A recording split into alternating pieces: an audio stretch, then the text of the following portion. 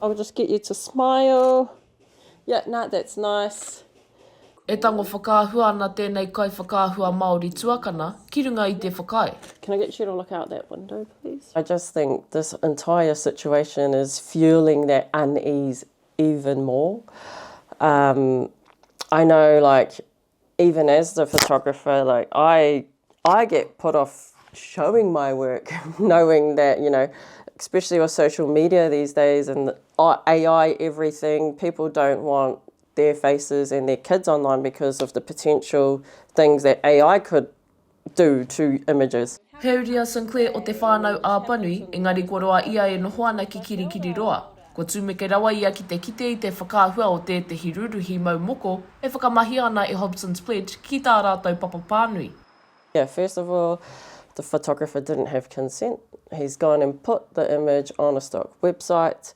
And also, the photographer was a tauiwi photographer, so he doesn't have all that background context about how our culture already doesn't trust photographers, videographers, media people anyway. O kāre te pai, ki te whānako, ki tana āhua, ki tana mana, I raro I tō rātou nei mahi kaikiri, ki te aha, ki te whakakatakata te ao, ki te whakaiti tō taku iwi o Ngāti Piki, ki te whakakore tō tātou nei Tiriti o Waitangi.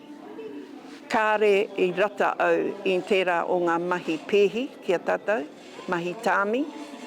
Ana ko tēnei te whakahokia kia Brashma, he hai pēnei ai kāre uru o ake kanohi I runga I tō whakaro kino. Kei te mataku koutou, kei te hara mai te Māori, ki te aha, ki te pakanga anō. I te hui a motu o ngā kura āiwi, ko Annette Sykes tētehi o ngā kaukauwhau matua. Ko ia hoki tētehi o ngā roia Māori mā tāmua rawa o te motu, a ka kōrero hia hoki e ia mo te whānako I te mata o tētehi ruruhi maumoko.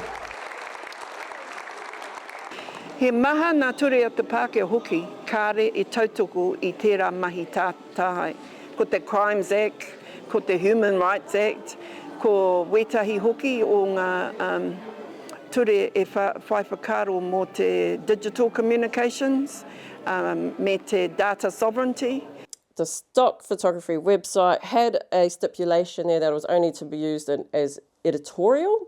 And so what that means is it can be used in things like to tell a story about Waitangi or, you know, a journal, a photojournalistic kind of approach. He kauenga nui tō te kai whakaahua ki te whakau ki ngā ture o te whakamahi I ngā whakaahua. Not for commercial purposes, which is definitely what Hobson's Pledge have gone and done.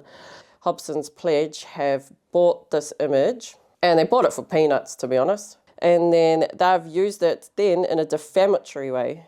Ko te tuatahi me huitahi a Ngāti Piki, he kaupapa a tikanga kei reira pia e whai whakaro tātou. Ana ko te hui a te praere o te kuia Ngāti Piki I hanga kei te whakaro me pehea. Ko te tuharua, me noho tai ki te tahonga te tari pirihimana, he hai, kei te whakaro au, kei te tāhai te āhua o tētahi o ngā mana kōrero o Ngāti Piki, kei te tino mama I tērā. The other good thing about TrueStock is they've got a pretty hard out content license agreement. And so within that, you can see like the different ways that people are allowed to use the images. I really hope that Whaia Allen can get some justice out of this, because that's just such a horrible situation to be in. Really, really, really hope she can get something out of it. Ka mutu e hake ngā kai tango whakaahua katoa I te pērā ki tērā I te hoko poka noa I te whakaahua o te rūruhi, hei whakamahi mā Hobson's Pledge.